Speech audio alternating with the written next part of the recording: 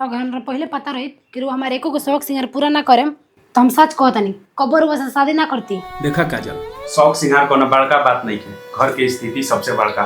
और तू देखते बारू घर कैसे कैसे चलता, और ऊपर से तू ड्रामा लगा के रखले बारू। मंगनी के ड्रामा लगा के रखले बानी हम। जब घर की स्थिति ठीक ना रहे तो शादी ना करे के चाहिए। मुंह चेयर का 4 लाख रुपया दहेज ले लो, उ दहेजवा कमाई के काम किरे में लागल का।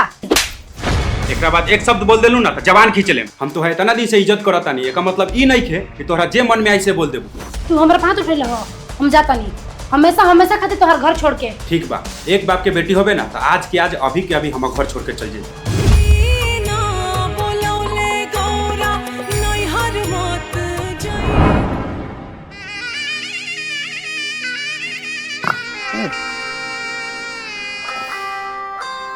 ई बबिया काहेला फोन करत बिया।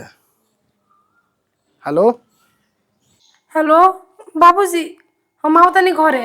हे हमरा के रोज मारत पीटत बाड़न। आ इनकरा घर के लोग हमरा के नौकरानी समझ ले बा। ई बताई कि हमें घर के पतो है कि नौकरानी है। सुनो ना, ससुराल में ऐसा ही घर ना बसेला। वहाँ तू बैठे खातिर गल बारू का? कौन कही कि तोरा के खेती बाड़ी करवावता उ लोग? बाबूजी रोबर बात काहे नहीं की समझा? हम सब समझतनी, तू हमरा के समझावा मत। ऐसा ही तोहर बहन 5 साल से यहाँ बैठ के आके खातिया, आ तू हमर इज्जत डुबावे पर लागल बारू का? घर में काम करत पार नहीं लागत, बुझाता वहाँ बैठे खातिर गल बारू का?